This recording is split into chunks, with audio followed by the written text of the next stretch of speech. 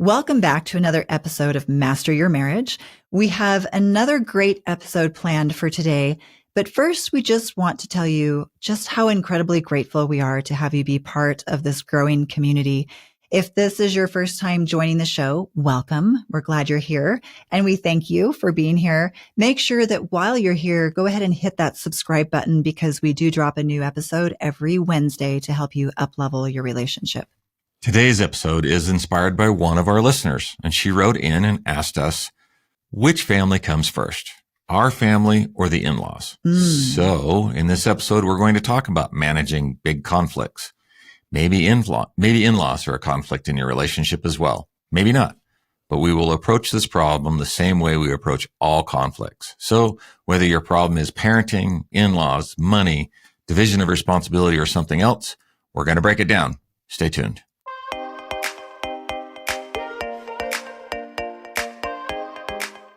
All right, so let's start out by sharing an email that we received this week from one of our listeners who asked that we not use her name, but she did say we could go ahead and read her email. And her email said, "Hi guys, love your podcast. I'm just wondering if you could record an episode on extended families, in-laws, and their lack of respect. Ooh. They only call and visit when they want something. They leave us out of special occasions. They don't take their turn in making dinner, throwing big parties. They don't help with the kids. And they always have these excuses for why they don't do it. And I get upset about all of it, but my husband insists on keeping the peace. He just wants happy. And he just goes running every time they raise their head, destroying the peace that exists between us in the process. Whereas I, on the other hand, want to keep them to a minimum for my own sanity. And I always feel used and abused by them. And I'm tired of feeling disrespected. I've explained all of this to my husband, but he sees it, also, but he just disregards my feelings and sides with them. And I just can't take much more conflict. And it's ruining our marriage of nearly 20 years. Please send me some advice. Thank you. This is tough because in-laws, like I remember when we first got married, there was a lot there. It's so different to try and do that and manage that in your marriage. But this relationship, this is a marriage. They've been together married for 20 years, almost 20 years. This is still ongoing. Problem. Yeah, this is a problem. So we're going to talk about different types of conflicts in just a minute and what this sounds like. So before we tackle that, let's revisit the types of conflict. And there are three types of conflict that exist in relationships. What are the three types, Sharla? So there's three types. There's solvable conflicts. Yeah. There's perpetual conflicts. Oh, yeah.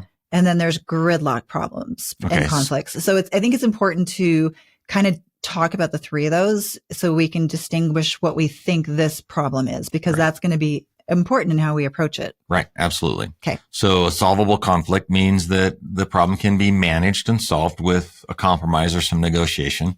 And while these problems are easier to manage, they should not be ignored because ignored problems usually grow into bigger problems. And this represents about 31% of your overall conflicts. Wait a minute. Solvable problems only account for 31% of our overall conflicts in a relationship? Yep. That brings us to our favorite topic, which is perpetual conflicts. These issues never completely go away. You may make some strides. You can manage them a little bit with some temporary compromises. But by and large, these problems continue to surface year in and year out in most every relationship. Okay. So wait a minute. Back up a second. So what you're saying is that our solvable problems 31% are 31% of our conflicts in our relationship. But the perpetual problems, the ones that keep happening year after year, go on and on and on. Yep. That's 69% of the problems in our relationship they're perpetual. And they're not solvable, right? They're not. There's no resolution. Nope. 69% of our problems have no resolution. Absolutely true. Oh my goodness. All right. Well, that brings us to the next one, which is gridlock. And a gridlock problem is a type of a perpetual problem. So it's in the 69%, but it is a perpetual problem that has been really poorly managed, really mishandled, probably for years. And over that time, the mishandling of those perpetual problems leads to just really negative feelings about each other, a lot of anger, a lot of resentment, which of course isn't good. Gridlock discussions that people are, when a discussion becomes gridlock, it leads to very painful exchanges. Yeah. Or, well, we're going to talk about that. Usually one or more of the four horsemen, usually all of them, right? And there's, we'll get into what those are. I can remind you in just a minute. I think you know already, but there's also usually very icy distance and silence between the couple. Lots of resentment. And the interesting thing is that the more and more a problem becomes gridlock, the more each individual becomes entrenched in their side, in being right, in their position, and they stop accepting influence from their partner. Yeah, that's always a recipe for disaster. The minute you are unwilling to consider your partner's position on anything and just making sure you have to be right, that's when things really tend to go south. And that's when we start to vilify each other and make each other out to be this bad guy. Yeah, it's a bad guy because you've done this.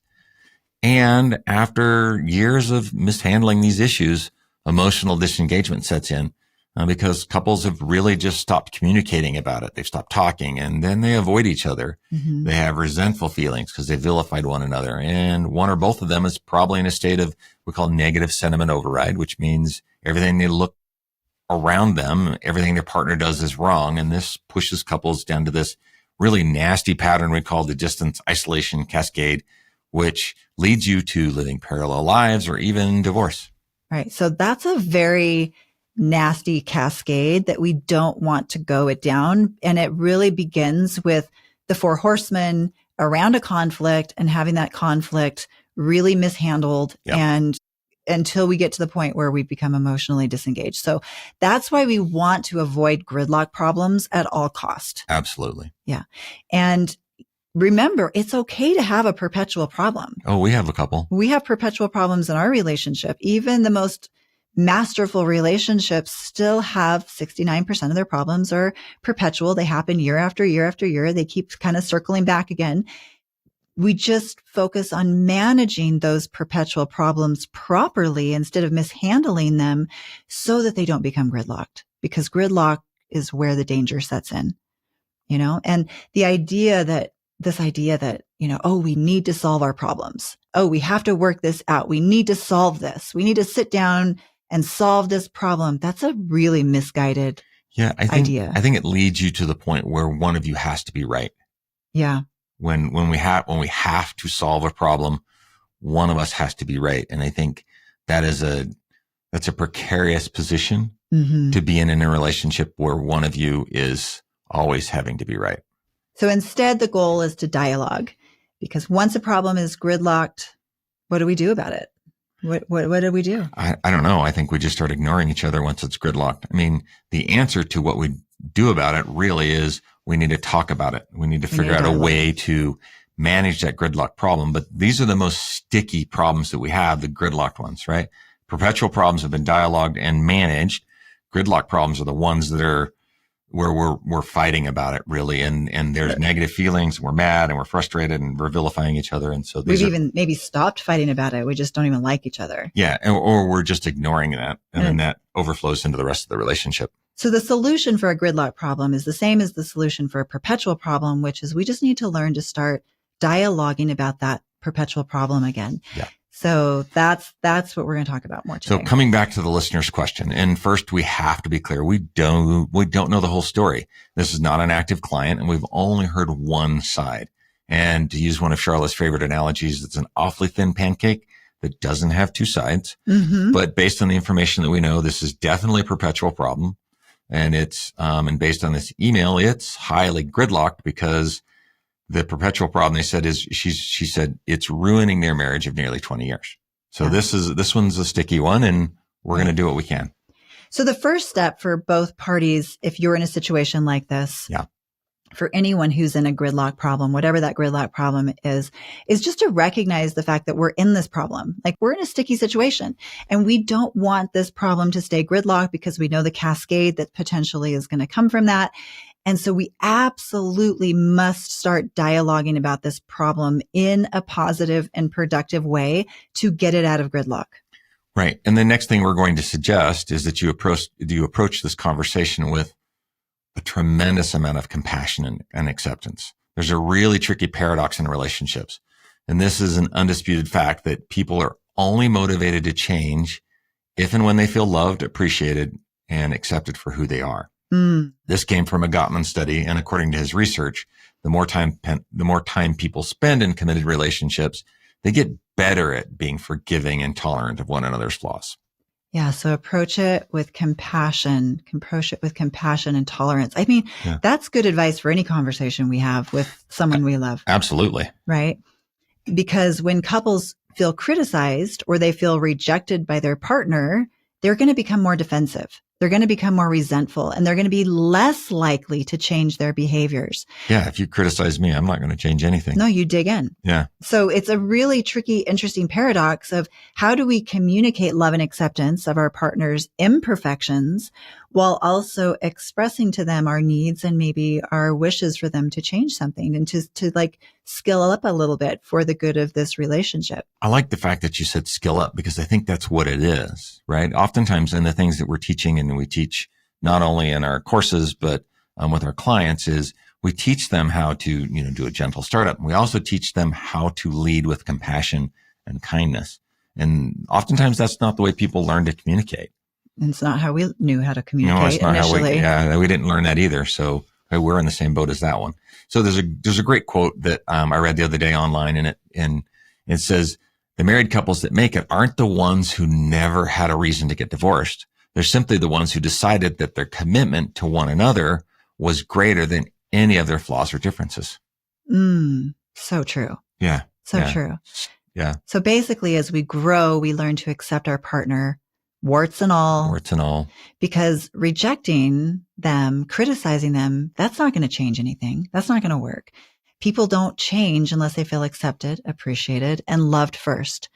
So obviously, acceptance has some limitations, and it's sad we have to kind of quickly mention that. But, it should go without saying that no one should have to tolerate abuse or violence or be forced to accept certain betrayals that are a betrayal of the marriage contract. So that's not the type of acceptance that we're talking about. But generally speaking, with these conflicts that you're experiencing in your relationships, lead with acceptance, lead with compassion.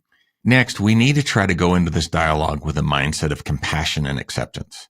The guy in the situation, he may not have the capacity to change. And I don't know the background, and maybe there's some family trauma, or maybe he had to walk around on eggshells as a child.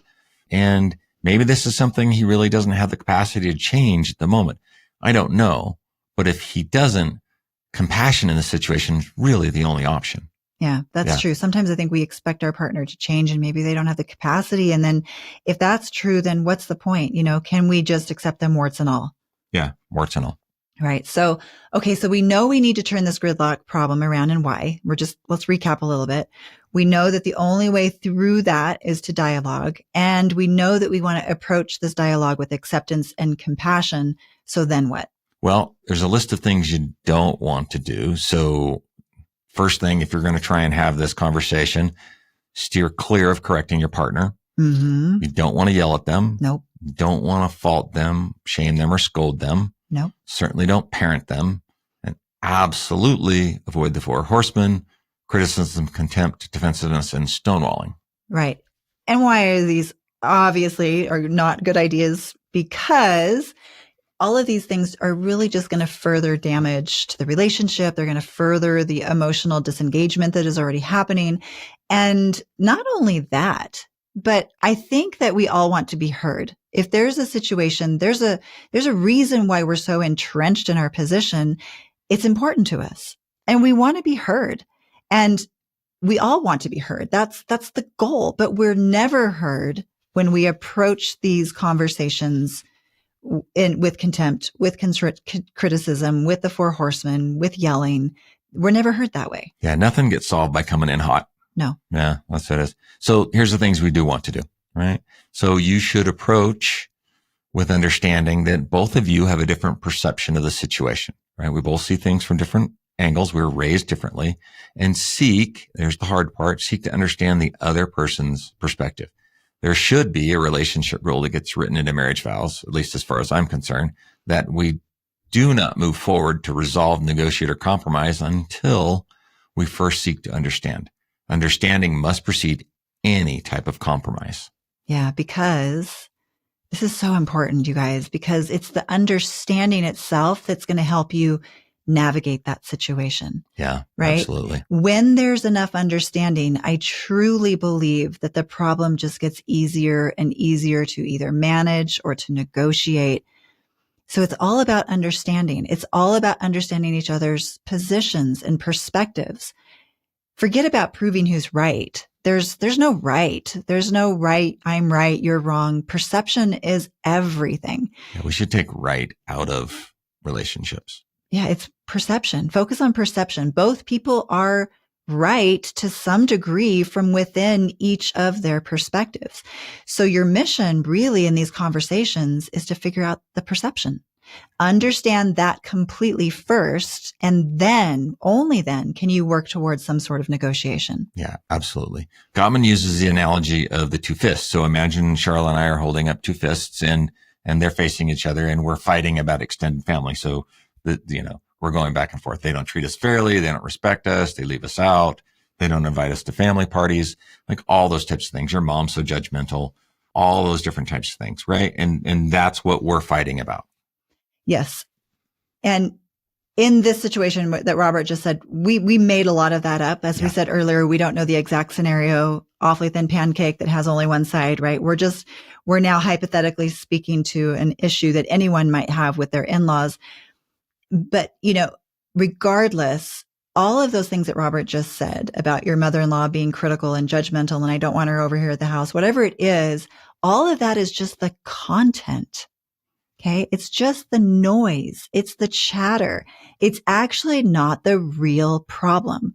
You're fighting about the noise instead of actually getting down to the root of the problem. And you're lobbing these comments around and around, which really just further pushes all of us into gridlock. Yeah. It just gets a little bit more hurtful. Yeah. A lot more damage. Yeah. So you have to dialogue. You have to have a conversation about the bigger problem, which is the two of you have values and dreams that are in conflict, right? My values and dreams are in conflict with her values and dreams. So let's go back to the analogy of the two fists, and right. We're holding up our two fists, and imagine for a moment that your values and dreams are locked, each of you, within that fist. And if you could just open up your hand and I could just show you what's important to me, right? Then you could get an understanding about why these things are important to me. Yes. And that will help you with compassion and appreciation. So it's understanding that perspective. Yes. So if you can open your fist and show me what's inside, I get to see your perspective. And then if I can open up my fist and show you what's inside, you see my perspective. And understanding precedes compromise, always. Exactly. So how do we do that though? How can we possibly open up our fists once we become so entrenched in our positions where we're vilifying our partner? Coming in hot. Don't come in hot. Nope. Start gentle. Start gentle. Start these conversations very gently. We'll do a quick little slight demo in just a second. Always use calm communication, positive communication. And then really, since we're trying to get to understanding, you want to ask good quality questions that are going to lead you to that understanding, right? The quality of your questions really determines the quality of your understanding, which there also then ends up ultimately determining the quality of your relationship. And we admit this would be hard to do if both of us had a lot of hard feelings. It is hard to do. Yeah. But look, what are your options here? You can stay entrenched in your positions and continue to go down that cascade to the point where there's dissolution of the relationship, or we can turn this cart around. We can start to gently, slowly, maybe we need to get a little bit of help with a coach or a therapist and start to dialogue about it, because we know just based on the research, if we continue on this path, it's not going to a good place. It's not going to be good. So should we role play a little bit? Yeah, I think just a little bit. We'll give you some good questions that you can ask each other and just kind of see how we would lead into it. So, okay, good. All right. Robert is now the person who has the in-laws, and I'm the upset, resentful wife. Yep. Okay. So, honey, I was just listening to this podcast and I was learning about gridlock problems, which I realized we have this gridlock problem, and I want to work on it. I really want to work on a relationship, and I want things to be more gentle and more kind. And I want us to have more positive situations when we disagree. And I was wondering if it would be okay if we could just have a conversation where I'm not as I won't be critical like I have been in the past, and I won't be harsh like I have been in the past. But I wonder if we could just talk about your family and see if we can maybe understand each other a little bit more. Would that be okay with you? I'm willing to try that. Okay. Okay. Okay. Thank you. Yeah. Okay. So I think what I really just want to understand better is your perspective. I learned that, there isn't really a right or a wrong, that we're both right. And maybe I can do a better job in understanding your perspective.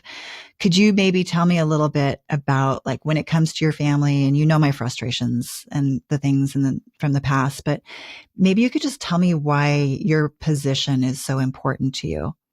Well, I think it just goes back to, and me, family's important, our family's important, but my family's important, the one I was raised with as well. And it's hard for me to sort of separate those two things. And I know that it frustrates you, but family's everything to me. And, and I was always taught that your family's there for you thick and thin, and you need to be there for them. And we always had, events and parties when I was a kid growing up, and we always got the cousins and family together. And so I really like doing that. And it's a big part of how I was raised. That's why I want to keep continuing to do it. Mm-hmm. I know. I know that you've told me before that, keeping the peace is really important to you. Is there like a story behind that? Maybe a childhood event, something in your background in some way that's related to that? Yeah. I mean, as I think about it, I remember when, and you haven't met Uncle Bill, I'm making it up, but you haven't met Uncle Bill before. And that's because when I was like 6 or 7, something like that, we had a lot of cousins. Uncle Bill's got 5 kids or something. And I had a lot of cousins, and they used to come to the parties all the time. And I remember he and my dad sort of got into something. I just remember some arguing, and then Uncle Bill packing his kids up and gone. And, I never really saw my cousins after that. It was sort of this rift that was caused between the two families. And I guess I just never wanted I never wanted my kids to go through that. I never wanted to create a rift between the two families. I wanted our kids to know their cousins and for everybody to be together. And I guess I just think that if maybe I'm, trying to keep the peace, that might be why. I don't know. I never knew that. So what are some of your core beliefs and ethics and values that you have around your position?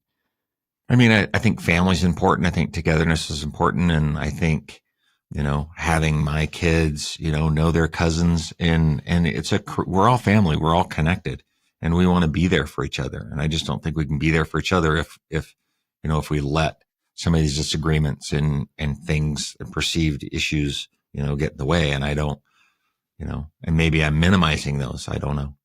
Okay. What would be your ideal dream here? Like, what do you need? I just want everybody to get along.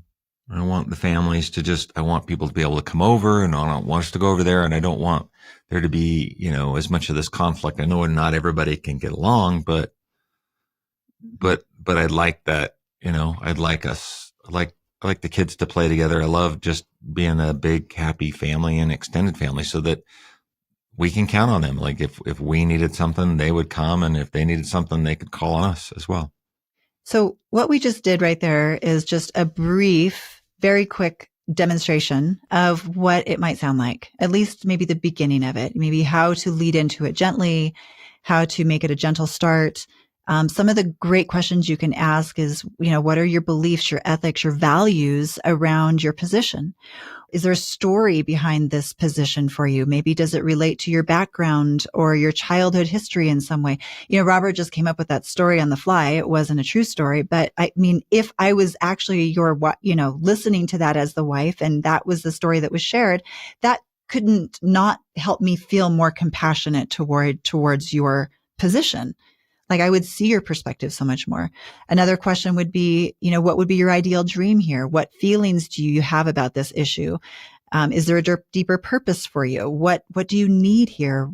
These are the types of questions quality questions that matter, that help us to open up that fist. Yeah. And it has to be 2 ways though. Like, I'm going to take the opportunity to ask her these questions as well, so that I can gain more understanding about her values and her dreams. And that's when the perpetual problem gets managed. Yes, that's how you manage a perpetual problem, is through understanding. That's how we open each of our fists to take a look inside. Now, the important points here is that you cannot try to fight for your position. You have to forego all of that and really just seek to understand, because what is happening here is that there's a value that is held deeply within each of our fists. And that value is so important that it goes to the core of our identity, to the core of who we are, that in the past we have felt so strongly about that if we compromised on it, it felt like we were giving up a piece of who we were. Yeah. When you compromise a value, that would be the point, right? You get to this point where it's like, this is the thing that's important to me. And in an example, it's family. And so I'm not willing in this example to compromise on family because I saw what happened to Uncle Bill.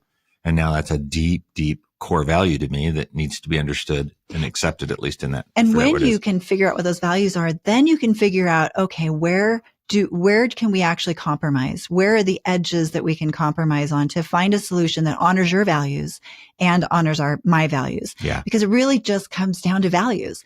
Values are what's driving your conflicts. And if you can find that deeper understanding, then you can find either a solution or a negotiation, even if it's just a temporary compromise. And we actually just launched a full course on values where we teach you not only how to manage these types of conflicts better and go through this in more detail, but we also give you tools on how to utilize one another's values to create really positive, enriching, and meaningful experiences and rituals into your relationship. And that course is now live. We'll link to it in our show notes as well. We had a lot of fun making that course. That was a lot of fun. Yeah, that was good. Well, so thank you to our listener for that question. And if you have a question you'd like to ask in the future episode, we've actually just created a question line. Used to be emails before, but now you can just call, leave your question in a voicemail, and we may select it to be addressed in a future episode. That phone number is 801-669-8513. That's 801-669-8513. Now, we'd love to hear from you. Yeah. So we hope that this episode has been helpful. We really do love hearing all of your feedback and stories. We're especially touched when we hear the positive impact that our podcast has made in your lives. And we want to continue to do that. We want to continue to provide value to each of you on a weekly basis. And I hope that as we do that, we ask that you continue to support the show, and the algorithm feeds off of ratings and reviews. So if you can take a moment to leave us a 5-star review and a comment, we would really, really appreciate it. More importantly, if there's someone in your life that's struggling in their relationship and you think this episode or any of our episodes might be beneficial to them, do a favor and share the episode with them. Remember to be kind to each other, always. Put each other first. It's the small things done often that build happy, long-lasting relationships. Until next time.